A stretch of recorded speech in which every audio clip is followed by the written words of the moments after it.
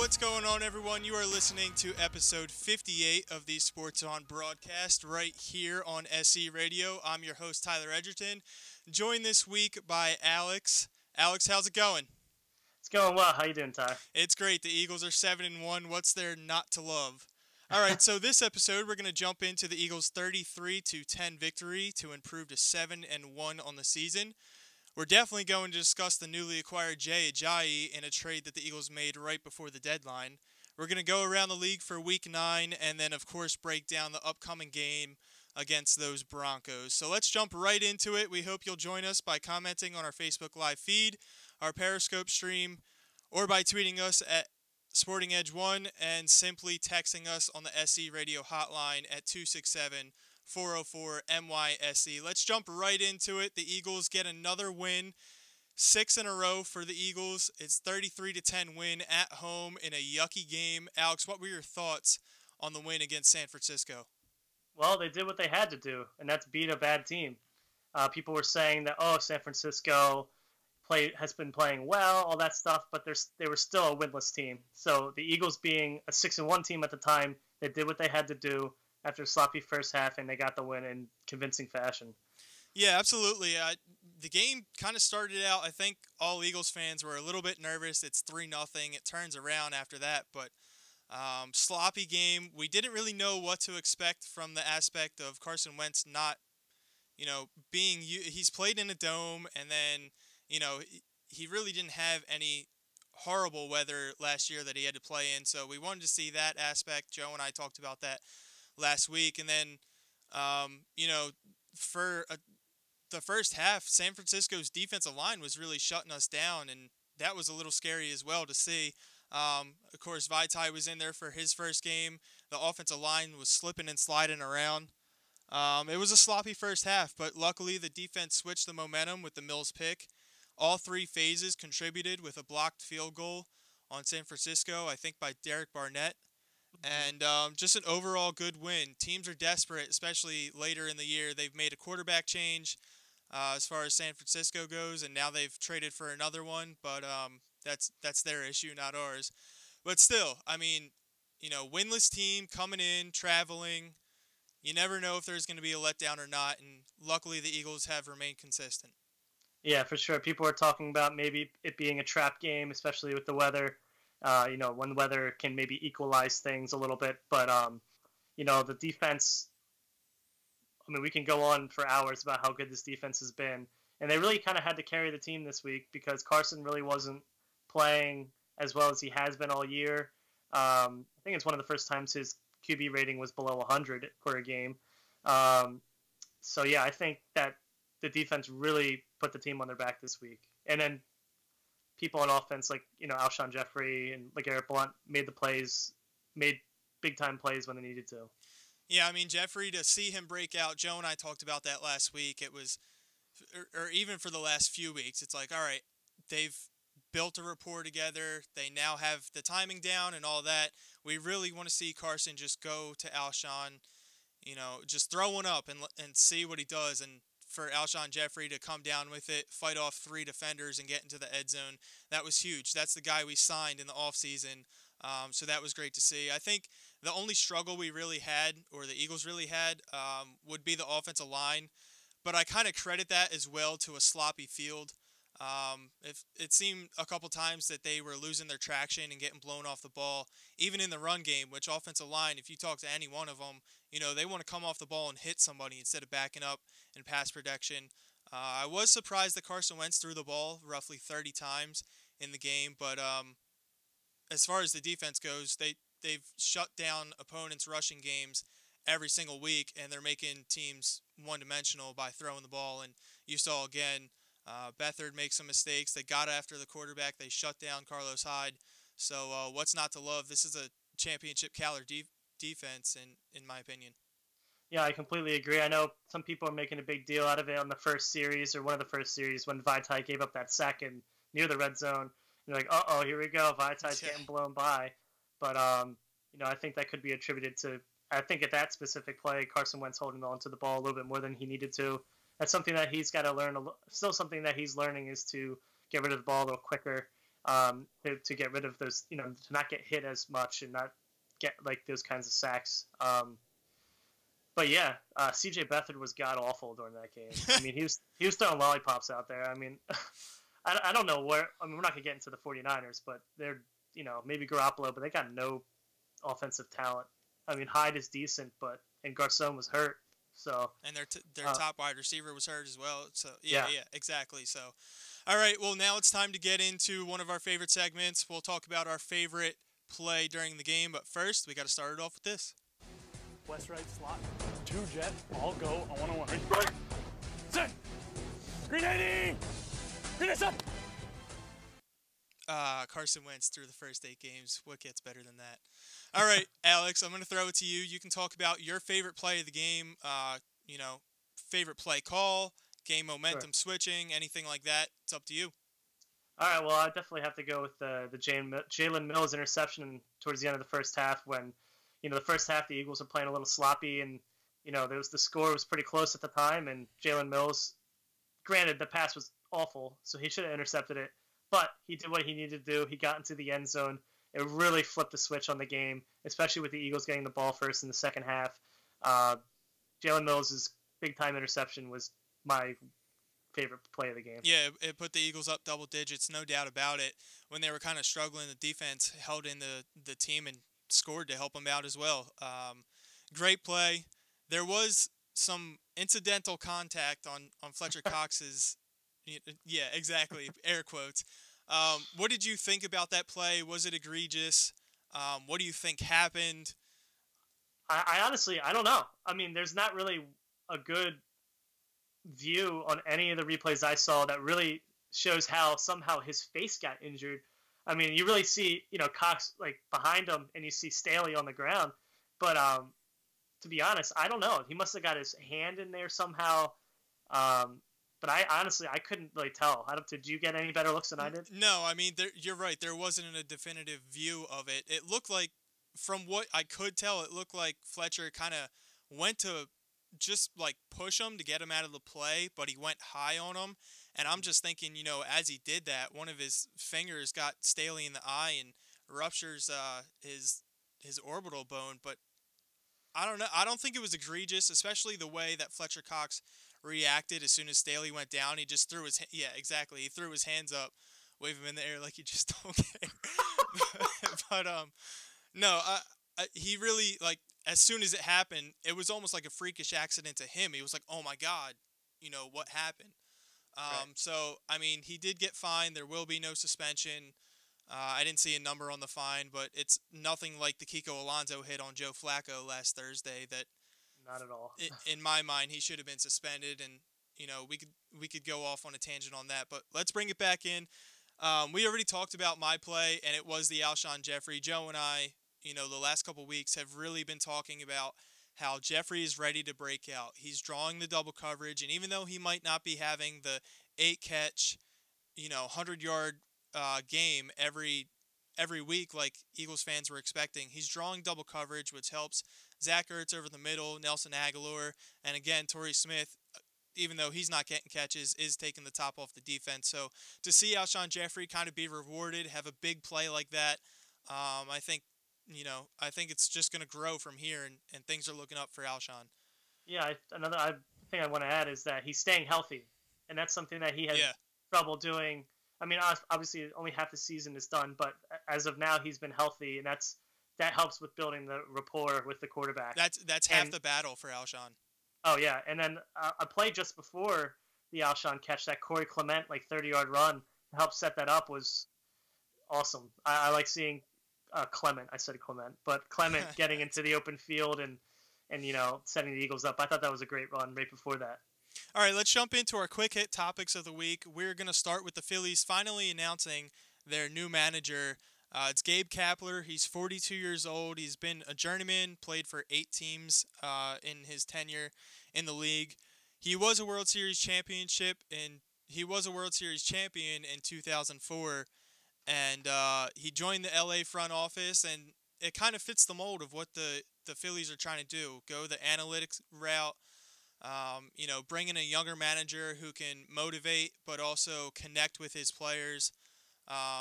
And yeah, as you were just showing off your arms, the guy is jacked. Hopefully, he can get someone like Michael Franco into shape and turn him into a stud. Yeah, yeah, well, we'll see. I don't know if that's possible. Oh, I mean, in shape, maybe he could be a stud, but I don't know if Franco's going to be having six-pack anytime soon. Just beers. Yeah, Miller Lite.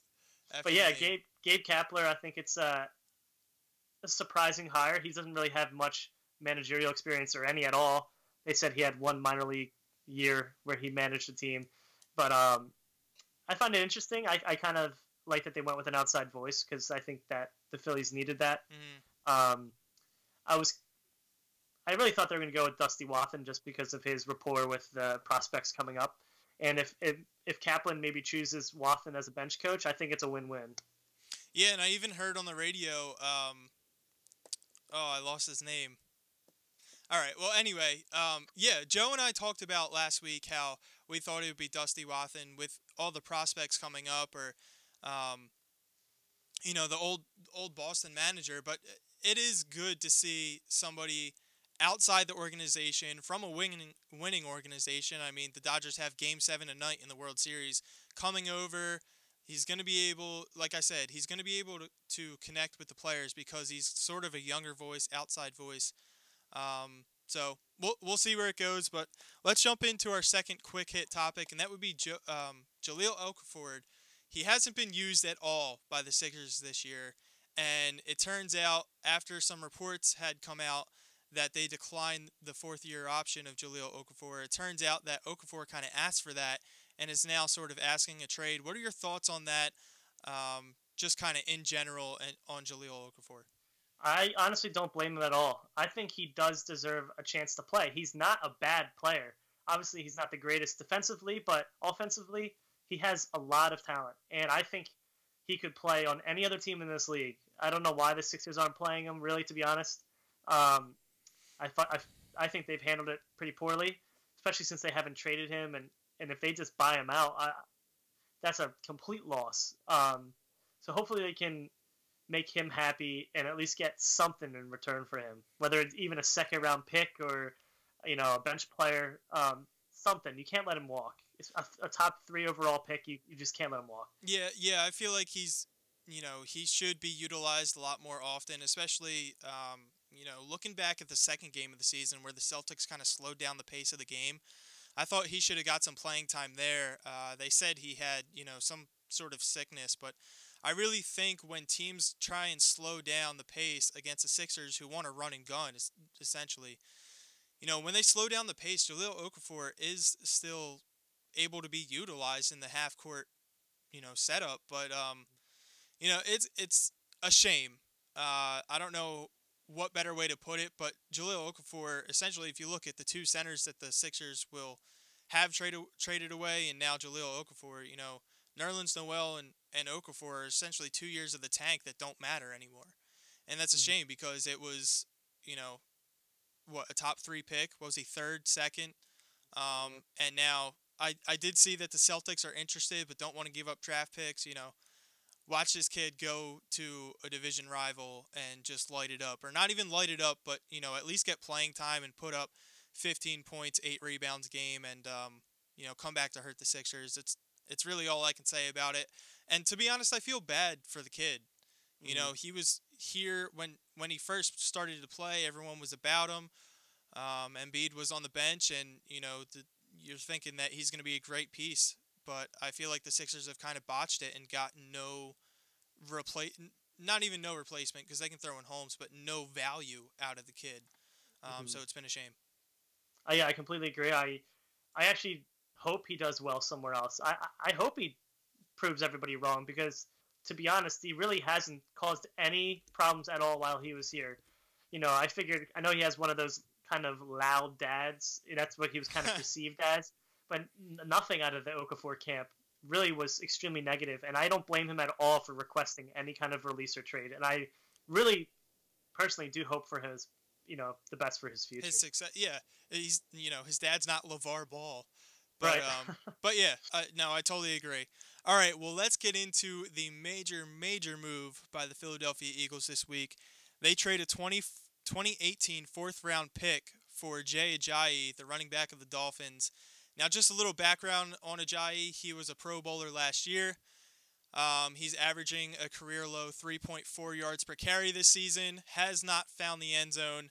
But if you look at the trade, essentially in 2016, when they traded away Sam Bradford, they got a first-round pick out of that and a fourth-round pick. Well, that's now turned into Derek Barnett as their first-round pick.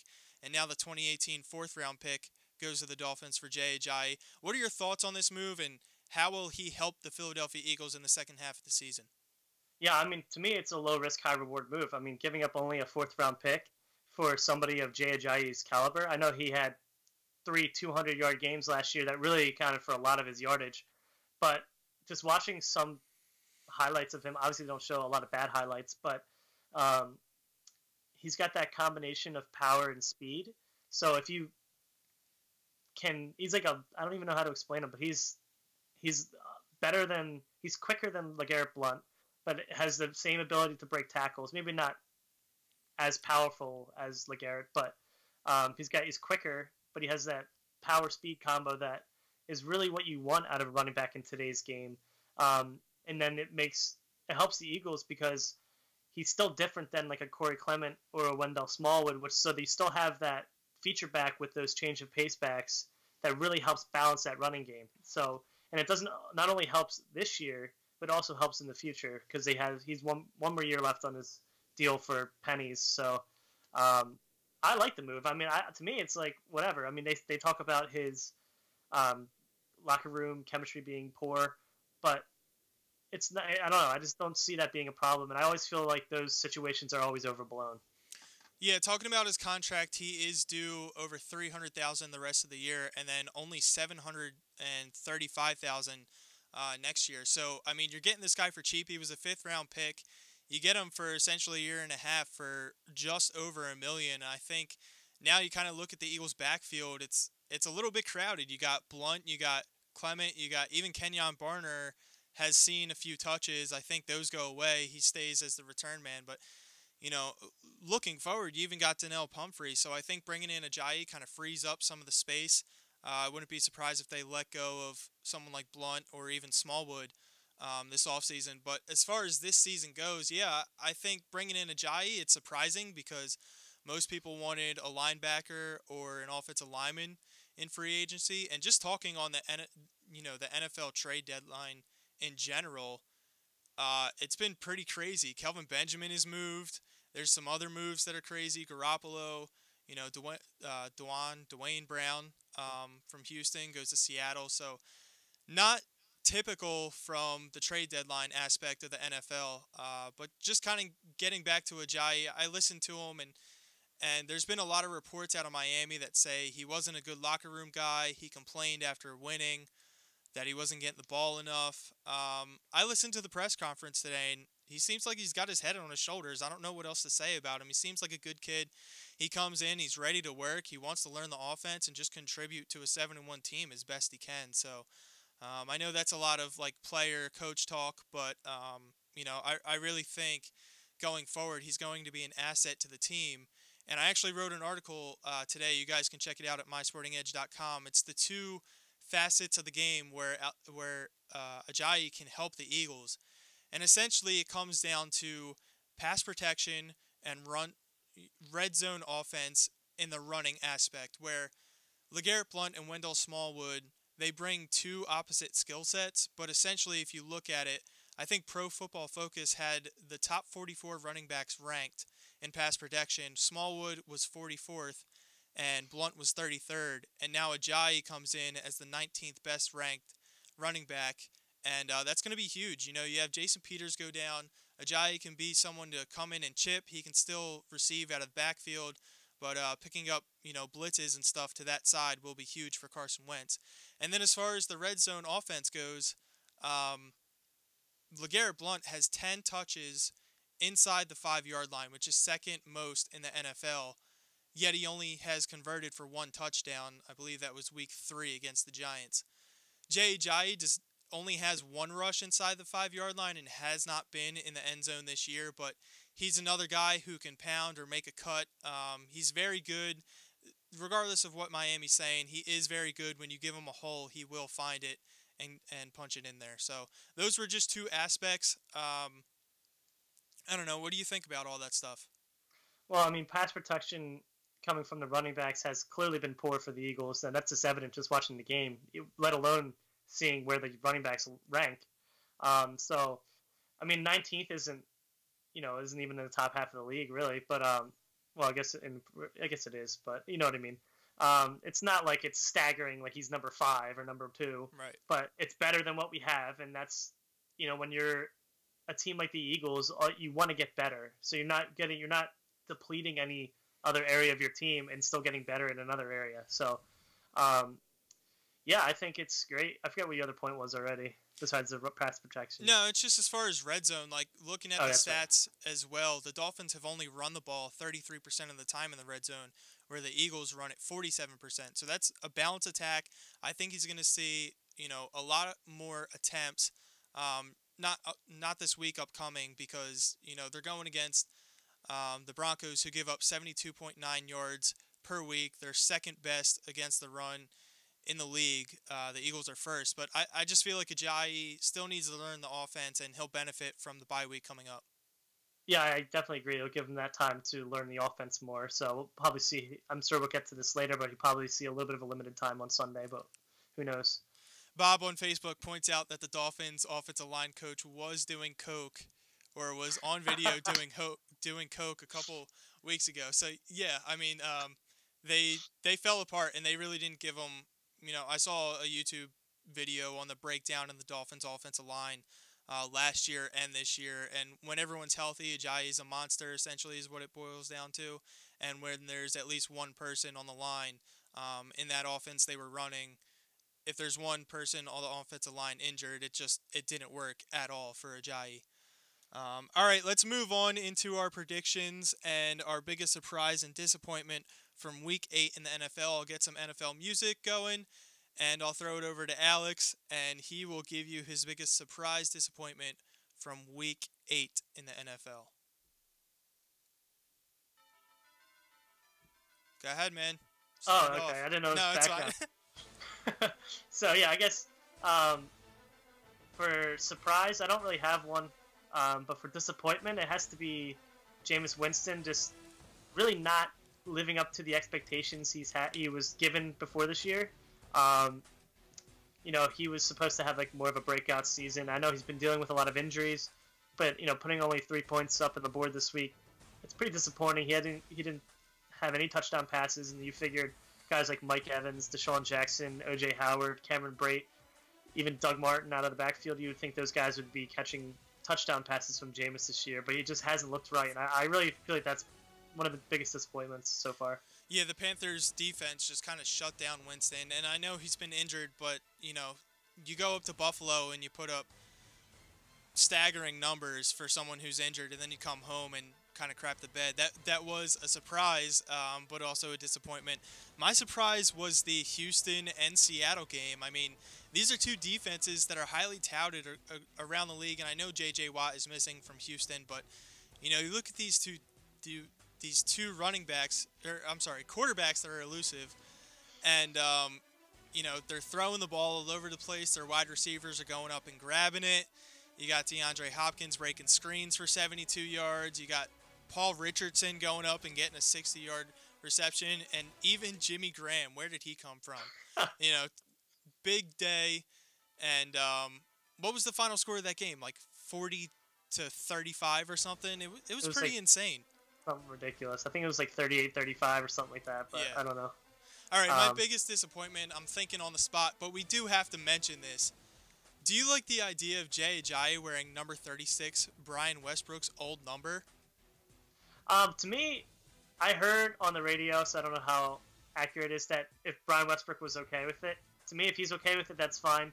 He doesn't have the leading, he's not the leading rusher all time for the Eagles. Nobody's wearing number 25. So for me, I don't really care. I mean, if he's okay with it and he doesn't have like the biggest record in the Eagles book, and whatever, you can't retire every number.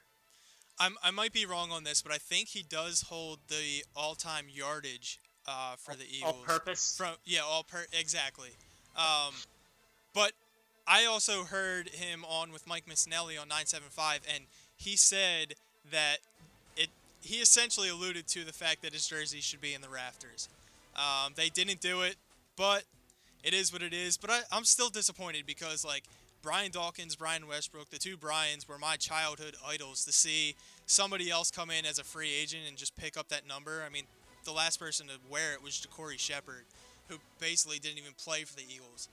Right. But, we threw up a poll on Twitter. I was disappointed, and out of, 66 votes, 20% say it's disrespectful for him to wear the number, 27% say it's a sign of respect, and 53% say it doesn't matter to them.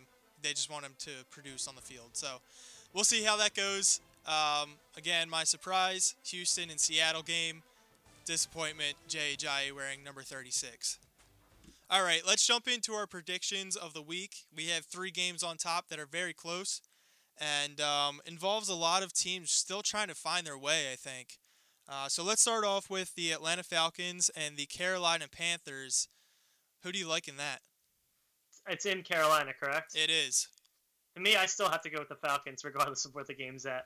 I just think Cam Newton hasn't really gotten it going. CMC is not running the ball anywhere at all. I mean, he's still catching the ball, but still, he hasn't produced. Kelvin Benjamin leaving doesn't help their wide receiver core. No, not at all. Yeah, so I think that the Falcons can get the win, especially since it's not really like Carolina's putting up points like crazy. So, that to me, it's the Falcons. Yeah, I like the Falcons as well. You know, we look at this league, and all it takes is one win. And the Falcons, in sloppy weather, they're a dome team. They went up and beat the Jets, who are not at the bottom. Like, I don't know what to say about the Jets. They're not an awful team. They're 50-50. But they go up there, they get a last-minute win, and that's all it takes. It takes one win in this league to rip off another 4. We saw that with the Eagles. And as far as Kelvin Benjamin getting traded, I don't get it. Devin Funchess is now your number 1 wide receiver for Cam Newton, who struggles to find targets anyway on the outside. Can't even drive to a target. Yeah, and he can't even throw to Jonathan Stewart. I mean, I like their defense. Their defense has always been great. It's just the fact that Cam Newton can't spread the ball around, and now without Greg Olsen, now you don't have Kelvin Benjamin either. I just like the Falcons going in there and putting up some points on that defense. All right, let's move into game number 2, and this one has huge implications thanks to Ezekiel Elliott. It would be the Kansas City Chiefs riding in to Dallas after their Monday night win against the Broncos. What do you like in this game? So I'm still going to go with the Chiefs. I'm going to go with the Chiefs here, but I still think I don't think because Zeke is out that the Cowboys are going to be like dead in the water. I still think they're going to put up points and be very competitive. But I do like Kansas City just because of their offense compared to the Dallas defense I think the Dallas defense is going to really struggle with those dinks and dunks that Alex Smith does and the misdirections and how they can contain Travis Kelce. I just don't see them being able to stop their offense. But I still think Dallas is, sadly, a decent team, even without Zeke. Yeah, I mean, their running back options are viable. I mean, they have Alfred Morris and Darren McFadden, who have both done stuff in this league. They're not Zeke, but I think they'll still be set. As far as the game goes, though, I think it's Kansas City all the way. The one thing I've said about the Cowboys is that their secondary, especially on the defensive side of the ball, is young and inexperienced.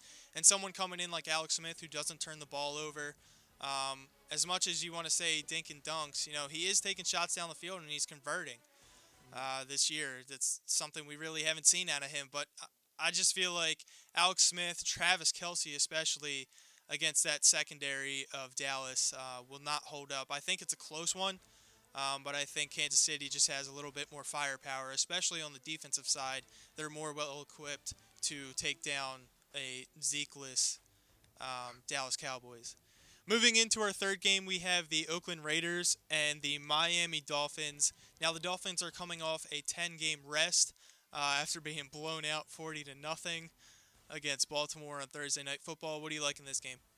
I think that it's going to be Oakland. I think losing a guy like Ajayi, I know Adam Gase and the Dolphins are hoping that fires up the team, but who's going to run the ball on that team? I mean, it's Kenyon Drake and Damian Williams. Who are these guys? You know what I mean? Yeah. So I am, Jarvis Landry. Well, Devontae Parker. I don't know if he's supposed to come back, but he's been battling injuries. Is Matt Moore still QBing? Like, come on, this isn't even serious. Even if he's not, it's Jay Cutler. So. Yeah. So to me, I think it's Oakland. I think another week, another week going by with another getting more healthy Derek Carr. I think that the Raiders will win. Yeah, I like everything you're saying. We're 3 for 3 on matching. The one thing for me, though, on Oakland side is that Marshawn Lynch is back, and I think after being suspended for something he knows was foolish, I think he comes out angry and goes beast mode and probably has over 100 yards. I think he gets in the end zone. And, Dolphins defense is good, but then again, Baltimore, who was struggling, put up 40 on them. I know 14 of those points came from the defensive side of the ball, but still, I just think, Derek Carr is going to be able to exploit their defense. So, all right, that's going to wrap it up for our predictions for the week, and we are going to move into one of our newer segments we have, and that would be answering your guys' questions on Facebook and Twitter. We have a couple right now, but if you guys want to climb in, you can tweet us at SportingEdge1, or you can comment on one of our feeds, and we'll try and answer as many as we can in the next couple minutes. So let's start off with this one right here and talk about the fact that on Facebook, Matt points out who poses the biggest threat to the Eagles in the NFC, Alex. I still think it's the Seahawks. I just think that with the experience they have, especially in the postseason, I don't want to face them. I'm hoping that somebody beats them before we have to play them. But it's always going to have to be Seattle. Even if we play them at home, even if we have home field, I still think Seattle, to me, is our biggest threat just because of their overall experience. And Russell Wilson in the playoffs is unbelievable. Maybe their defense just did give up a lot of points, but I'm not going to discredit them at all. So to me, it's still the Seahawks. Yeah, I mean, when you look at the other teams out there, it's, the Rams, great defense, good quarterback this year, but he doesn't have the experience, as does Wentz. You look at the Saints, their defense has been suspect. I know it's playing a lot better, but over the years it's really been an offensive team, and they do have Drew Brees, but I don't know. I feel like you can shut down that team in the playoffs, especially because they don't have the old Jimmy Graham. They got Colby Fleener. And then you look at Minnesota. Are we really going to rely on Case Keenum to come in and kind of disrupt what the Eagles are doing? I know they have a great defense as well, but I think it comes down to Seattle. I mean, looking at their schedule, they have a lot of wins left on the schedule, but speaking of the defensive side of the ball, like, they play for the playoffs. They're kind of like New England. They struggle early in every season. They come on late. They shut people down. They didn't do it against Deshaun Watson, but I guarantee with 4 weeks left in the season, they'll be giving up somewhere between 13 and 17 points a week and winning. I feel like that secondary especially can shut down someone like Zach Ertz and Alshon Jeffrey on the outside. And then again, what more can you say? Russell Wilson is a proven quarterback in the playoffs, and he just makes things happen. So, I would say Seattle is definitely the biggest threat to the Eagles going forward. All right, moving on, we have Asher on Twitter. He asks, is Ben Simmons an all-star this year? Now, I pulled Ben Simmons' stats. He's averaging 18 points, 7.7 assists, and 9 rebounds. Is he an all-star, Alex? Well, if he keeps playing the way he is, it's going to be hard to say no. But I still think it's going to be tough. He's still kind of quiet in the league. He's kind of doing things under the radar. So I still think a lot of it's popularity contest and past history. So I think it'll be tough for him to get in. But if he does like 20 points a game, 10 rebounds and 8 assists, like if he boosts his numbers a little bit, I mean, you can't deny his uniqueness. Play at all. Yeah. I mean, it's unbelievable. So if not this year, I think in the future for sure. But this year might be a little bit tough. Yeah.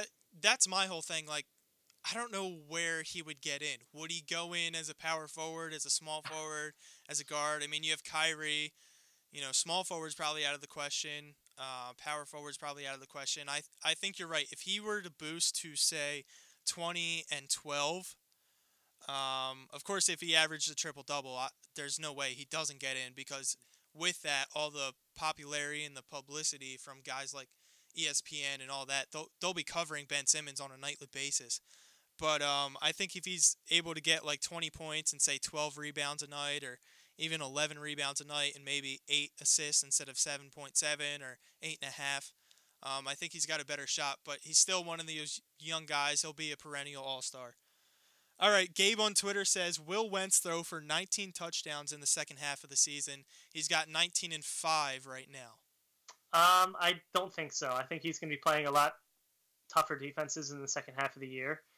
Playing Seattle, playing LA Rams, among other teams, playing Dallas twice. Even though they don't have the best secondary, it's still a conference game or an interdivision game that's always tough. So I don't think he does. I don't think he's going to have back-to-back 4 touchdown games or however many he had in a row this year so far. I think he could get to 32 to 35 range on the season, but I don't see him getting to 38. Yeah, he's not going to get 19, and here's why. Because with 1 to 2 games left in the season, he's not going to be playing. And they're going to be running the ball. And, I mean, the Eagles, I wouldn't be surprised by week 16, they have a bye locked up. I'm not going to say they're in the number 1 seed, but, they could easily, looking at the rest of the schedule, go anywhere from 11-5 to 13-3. I think it's realistic, and I think that final game, when you miss 5-6 quarters, I just don't think that he's going to have another game. Unless he has another game where he throws 5 touchdowns or 2 where he throws 4. I don't think he's going to get to 38. I agree with you. It's going to end up somewhere around 32. But as far as interceptions, he's got 5 right now. I would say he probably ends the year with roughly 11. Would you say that's realistic? I'm actually going to go the under on that. Yeah. I think he's going to have 9 or 10. Like barely under, but still, I don't know. I just feel like he's going to, as the offense keeps clicking, it seems like the interception he threw this week was, a miscommunication with Mac Hollins. So if that's his most recent interception that he's had in the past 4 weeks, I don't see why he can't keep it going. All right, guys, you can climb in on the show, adding to our Facebook live feed, our Periscope. You can tweet us, and also you can text us at 267-404-MYSE if you have any questions, and we'll try and get to those. We do have 2 more lined up right now, and Jim on Facebook asked, will Jay Ajayi be the starter come playoff time or the end of the season? So let's start with the end of the season. Say roughly the last quarter of the season. Do you think he kind of takes over?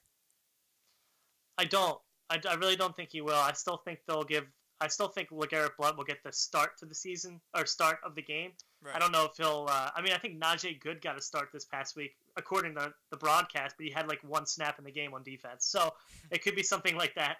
But I think that LeGarrette Blount will still kind of be the guy who's getting the ball in important downs until he changes it. So it's up in the air until Jay Ajayi really blows everyone's socks off. I still think Blount gets most of the starts. Yeah, I think it's going to be more 50-50 by the end of the year. I think they both kind of get 15-16 situational football. I mean, you got to remember, you still have to mix in Wendell Smallwood. You got to mix in Corey Clement a little bit.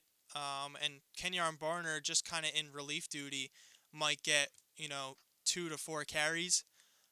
So that's roughly your 30-35 carries a game. I think Ajayi for the long term is going to be the Eagles' back. But as far as this season goes, and especially as we get into December, that's where LeGarrette Blount shines. So I think it comes sort of 50-50, and we'll see where it goes. But I don't think he might be the quote-unquote starter, but, I don't think it's going to be him getting 20 touches and the rest of them getting 8 a game. All right, so final question we have from Emily on Twitter. She says, if you had to pick one All-Star from the 2018 Phillies, it would be?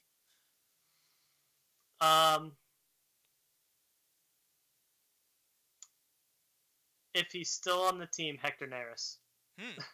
Okay. I think when's the last time we had like a position player be an All-Star? It's always somebody in the bullpen or something.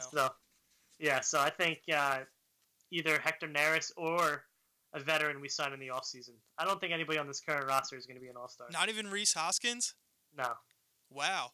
That's I don't think interesting. so. See, mine would be Nick Williams, just because I think he has a shot to earn Gold Glove quality, like have Gold Glove quality play in the outfield, and also match it with his all-around game. Not necessarily all the home runs that he'll hit, but the stolen bases, the doubles. He's an extra base machine. Uh, and for a while there, he was hovering over 300 batting average. So I think if he can kind of piece it together, he's the one. I do like Rhys Hoskins, and we talked about it a lot. We all like the youth movement that the Phillies have, but I think if I would put it on one, I do like Hector Neris out of the bullpen, but Nick Williams would be my youngest guy kind of going into the All-Star range. Okay, yeah, and I've already forgot about him, but Odubel Herrera was our All-Star a couple years ago, Yeah. so we can't sleep on him either. He's too much of a head case, though. I love it. All right, so it's time to jump into our final segment of the show. Thank you, everyone, for joining us. But let's get into the Eagles and Broncos. Big matchup. Eagles looking to go 8-1. Broncos trying to get back on track. They're going to start Brock Osweiler.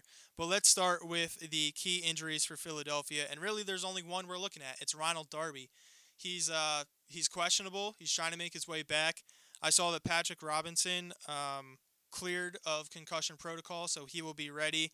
And then as far as Denver, it's tough on a Wednesday to say who's going to be in, who's going to be out for a game, but they are getting back possibly some pieces that could hurt the Eagles, one being Emmanuel Sanders and, of course, Shane Ray. They just activated last week and played Monday night. Emmanuel Sanders specifically brings a speed element that the Eagles really haven't seen. He's a great route runner, and I'm kind of hoping Darby does get in there because he's got the speed to match it. But you bring him back, and all of a sudden Demaryius Thomas isn't double teamed anymore. What are your thoughts on the game and the injuries? Well, with the injuries, what I don't want them to do is rush Ronald Darby. If he's not 100% ready, I don't want him in this game. I don't care. He's really for the future as well. And with how good our corners have been playing, I wouldn't change it. If he's not ready, don't play him. To me, if our defensive line really gets to Brock Osweiler and rattles him, I'm not too worried about Emmanuel Sanders coming back because Osweiler still has to get that ball to him. Yeah, right. So if he doesn't have time, Sanders ain't going to do nothing if Osweiler's on his butt without throwing the ball. So to me, I don't rush Ronald Darby back. If he's ready, put him in. If he's not, sit him out. Go ahead. No, it's fine. Just to speak to that, I'm looking at a tweet from Pro Football Focus, who does a great job with analytics and stats and percentages and all that. Rookie corners, passer rating when targeted in coverage. Rasul Douglas has a 69.4 passer rating against him when targeted in coverage. So he stepped up as well. To your point on Darby, yeah, I hope they don't rush him back, but I really hope he does play.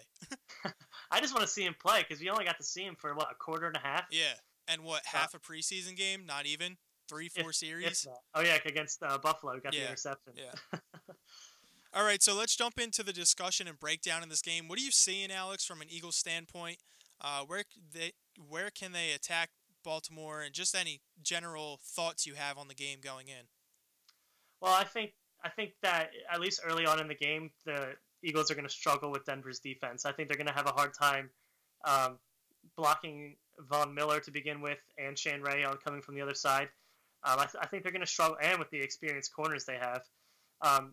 So I think we're going to struggle in the first half. I think if we keep things close by the second half, we could pull away, strictly because of our defense. But I don't think Carson Wentz is going to throw 6 touchdowns next week. I don't think he's going to have a 100+ passer rating next week. It's a huge test for our offense. I'm not discrediting Denver on anything. I think that they're a good team. Obviously, mostly because of their defense. But to me, I'm a little worried about this game. I still think we can win, but I think that if we pass this test, I think we could beat anybody. Just because of even Seattle. I just still think if we could beat Denver this week, become 8-1, that's unbelievable to me. 8-1. So getting over that hurdle would be huge, in my opinion. Yeah, and that's a great point because Denver is known for their defense. They have cornerbacks like Aqib Talib, who it seems like every other week, especially last season, he had a pick six. And, I mean, Von Miller, when you look at him, great defensive player, but the one thing I noticed with him is the way he plays is very aggressive. So I think if the Eagles go up there and utilize the hard snap count, I think they'll be able to draw him off a couple times. And then, if you do that, you go the old Aaron Rodgers route and just throw it deep and see if someone comes up with it. But yeah, I think it's a great point. They're second against the run. I don't have the passing stats in front of me, but they do have a very good secondary. They get back Shane Ray. I think it's going to be a great test for this Eagles offense, which I think is pretty good. I didn't think we needed to necessarily add Ajayi, but, it definitely does help. But as far as, the one matchup that I'm looking at, and I guess the X factor of the week, it would be Zach Ertz. And the reason why I point that out is the Broncos are rated 30th against tight ends this year. And against top 7 fantasy tight ends at the time, so during that week, and that includes 4 of them, Jason Witten week 2, Charles Clay week 3, Evan Ingram week 5, and of course Travis Kelce last week, the Broncos have allowed 28 receptions, 7 per game, 88 yards per game, and 4 touchdowns, 1 to each.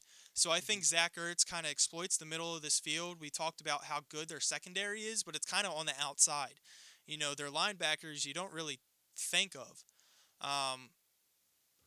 To be honest, I can't name one, but I think they still have Brandon Marshall in the middle linebacker spot. Yeah, and he's pretty decent. And they are solid again on the run. I think it's gonna be one of those things where you saw last week the Eagles not only went up tempo, but they kind of went dink and dunk a little bit and quick passes to try and exploit the San Francisco defense. As funny as it sounds, stopping the Eagles' run. So I think that's kind of how they exploit it. It's going to be a huge test, and the one thing I am concerned about is maybe an interception, maybe 2. But I really think the Eagles, especially on the defensive side of the ball, there's nothing to worry about. So I think the Eagles' defense, again, keeps them in the game.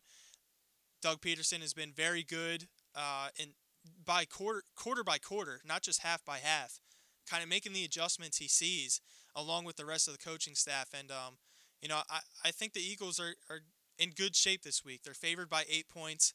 I have some stats if you want to hear them on kind of the Broncos traveling east, but I think they're in good shape. Well, I didn't realize that they were favored by that many points. Yeah. Well, they might make me look dumb. 4.5, but when you throw out a new quarterback, I don't know. It's like, all right, so are the Eagles going to have a hard time adjusting to what Osweiler does, or is Osweiler not going to know what he's doing? And I think it's the latter. Yeah, I mean, we'll see. Maybe it's some of that old Philly pessimism that I have that I think it's going to be like a really hard game. But every game is hard. So I hope that if they're well prepared, they can beat anybody. So hopefully they prepare this week and really find a way to maybe drop the tackles back quickly and have Carson Wentz step up in the pocket so that they push Von Miller behind Carson Wentz instead of him doing a long drop back and having Von Miller outdo Lane Johnson and take his pants down. Right. So to me, if they are able to have Carson stay forward in the pocket and drop the tackles back quickly, I think that's one way you can stop Von Miller. Our stats of the week, we have 2 of them for you. The Broncos are actually 11-3 in their last 14 early kickoff games. Now, I don't know if they played in London. I don't know why it was worded that way. I would think it's just 1 p.m. games, but sure. 11-3 essentially when coming east. That's pretty impressive for a team. West Coast teams usually don't fare very well coming to the East Coast, but they're 11-3. So the second one we have for you is that in the last 6 matchups between these 2 teams, the home team has won every time. So that's in the Eagles' favor. They're hoping to make it 7 and move on to 8-1. Final prediction from you, Alex, before we wrap up the show. 22-20 Eagles. 22-20 in a close one. I like it. I think the Birds cover. I think there's a late touchdown that kind of spreads it out a little bit. I think they win 29-20. I want to thank you, Alex, for joining us and everybody else. Pleasure having you guys and talking some Eagles football. Thank you for all the questions. In our closing, don't forget you can always find us at mysportingedge.com and on social media for the latest articles, news, and updates. If you ever miss a show, you can tune in to iTunes and or YouTube. You can also Well, not yet, but we're trying to get on to TuneIn Radio and the Google Play Store for all you Android users. And again, check us out at mysportingedge.com. Feel free to leave us a message during the week, any questions you guys might have, and we'll use them on the show. It's been a pleasure. Alex, I'll see you next week after the Eagles Sounds are great. 8-1. Oh, hope so.